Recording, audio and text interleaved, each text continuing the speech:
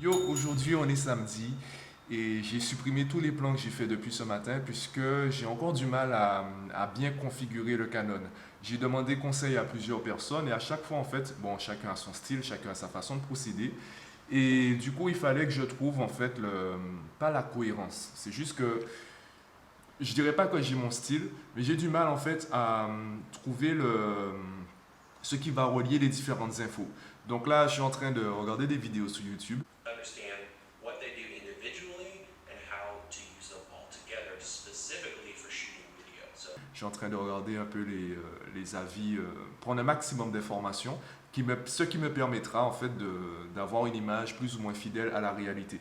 Donc surtout au niveau de l'exposition, mon souci c'est que soit l'image est surexposée, soit ben, il manque de la lumière. Du coup, quand j'essaie de modifier ça au niveau du montage, eh bien, il y a des grains. Du coup, là, ben, bientôt, je pourrais même faire une vidéo qui s'intitulera Les 10 erreurs des débutants en termes de montage vidéo, puisque je suis un débutant et je fais des erreurs. Publier tous les jours, ça m'oblige quand même à me dire, voilà, là, c'est le meilleur que je peux faire aujourd'hui, ben, je m'arrête à ça. Et ça m'empêche de culpabiliser d'une certaine façon. Alors oui, sur la journée, c'est super irritant, c'est super frustrant. Je suis vraiment énervé quand j'arrive pas. Mais hier, par exemple, le fait d'avoir enregistré le soir, ça m'a énervé. Par contre, aujourd'hui, ben, je suis content de l'avoir fait. Je suis content d'avoir cliqué sur le bouton publier, puisqu'il y a des gens qui peuvent s'inspirer aussi de cela. Il y a des gens qui vont peut-être trouver intéressant de regarder la vidéo. Et moi, je me suis dit, voilà, j'ai fait quelque chose. C'est un peu comme la différence, je l'explique d'ailleurs aux élèves, la différence entre écrire au crayon et écrire au stylo. Quand tu écris au crayon, ça veut dire que tu enregistres la vidéo mais tu ne la publies pas, tu te gardes la possibilité de modifier. Du coup, ton travail n'est jamais fini. Tu auras toujours l'impression que le travail sera bâclé parce que tu n'as pas mis une touche définitive. Quand tu écris au stylo, eh bien, au bout d'un moment, tu es obligé de dire, voilà, ça c'est définitif. C'est pour ça que je dis à mes élèves, si vous voulez arrêter de faire des fautes, jetez votre blanc. Tu sais, le fameux correcteur, le Tipex, tout cela. Jetez tout cela, jetez même votre crayon, écrivez au stylo. Parce que écrire au stylo, ça veut dire que ce que tu écris, c'est définitif. Donc tu dois t'obliger, tu dois te forcer à écrire sans faute, par exemple. Et moi, ben, publier tous les jours, ça m'oblige à écrire au stylo. Ça veut dire que chaque vidéo que tu vois le soir, c'est le meilleur résultat que je pouvais réaliser aujourd'hui.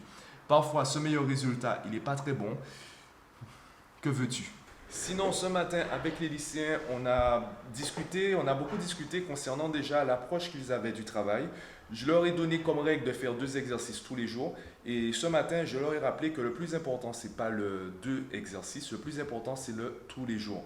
Puisque s'ils ont du mal à respecter une règle aussi simple, alors, pourquoi j'ai dit tous les jours? Au moins, quand la journée commence, ils n'ont pas à se demander est-ce que je dois faire des exos aujourd'hui, puisqu'ils sont censés en faire tous les jours. C'est la règle la plus simple. Elle est très brutale, mais elle est aussi très simple.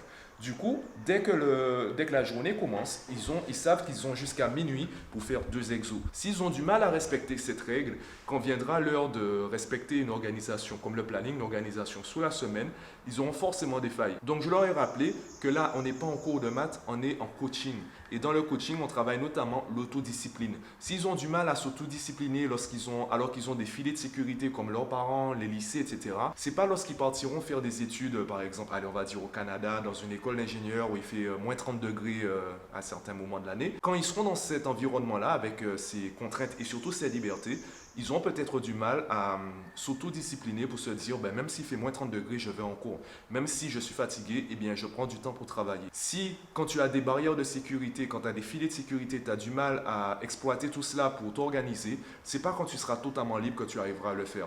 Alors oui, il y a la possibilité. D'ailleurs, je l'ai dit à une élève qui m'a dit, oui, mais peut-être que... D'accord, mais ton peut-être, il me sert à rien, moi. Parce que ton peut-être, ben, c'est un peut-être. Et les statistiques prouvent, pour l'instant, que la plupart des élèves échouent dans leurs études universitaires parce que eh bien, certains ont trop de liberté, ils ont du mal à s'organiser. Donc moi, je suis là pour les freiner ces échecs, pour leur montrer comment ils pourraient s'organiser. Après, s'ils ont un déclic, tant mieux pour eux. Mais s'ils ne l'ont pas, au moins, ça va ralentir le taux d'échec dans les études universitaires. Du coup, on a travaillé ça. Là, j'attends le groupe des collégiens. Je n'ai pas encore, je n'ai pas déjeuné. Je prends ma pause, mais je ne prends pas mon déjeuner. Hein, tu as compris la blague, pause déjeuner. Je continue de tester les réglages de l'appareil. Je pense que là, c'est bon. Je pense que là, j'ai une bonne image. Ouais, je regarde un peu l'écran en même temps. Et puis voilà. Il y a 7 jours dans la semaine. Et nous, on se voit que le samedi.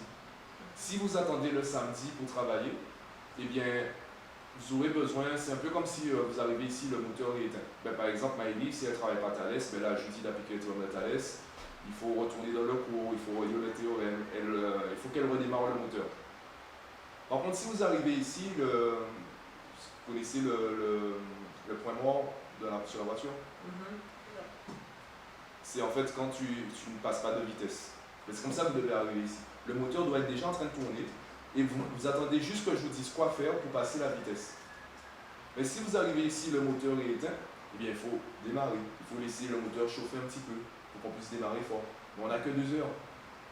C'est un peu comme si au sport, ben voilà, je leur expliquais, imagine ton entraînement c'est 14h, 16h, 2 heures comme ici. Quand l'entraînement commence, vous commencez par quoi? L'échauffement. Et si tu arrives à l'entraînement et tu es déjà échauffé, qu'est-ce que l'entraîneur pourrait faire? L'étirement direct. L'étirement direct ou l'entraînement direct. Ah oui. Et l'échauffement dure combien de temps? Environ 30 minutes? Non, juste 20 minutes. Enfin, si on prend en compte l'étirement, oui, ça fait 30 minutes. 30 minutes. Ça veut dire que l'entraînement dure pas 2 heures, l'entraînement dure 1h30. 1h30 plus 30 minutes d'échauffement. Et si tu fais les 30 minutes d'échauffement avant l'entraînement, eh bien tu as 2 heures d'entraînement. Ça vous est déjà arrivé au club de basket de demander à l'entraîneur de faire des matchs et il vous dit on le fera si on a le temps? Ouais, oui.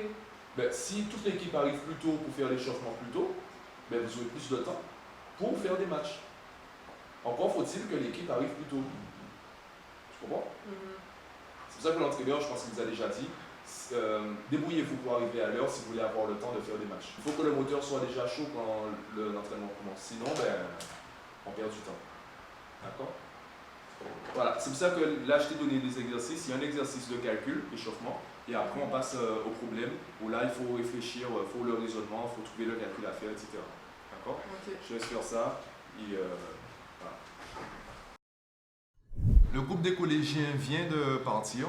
Là, je viens de vérifier, hein, tous les élèves ont été récupérés par leurs parents.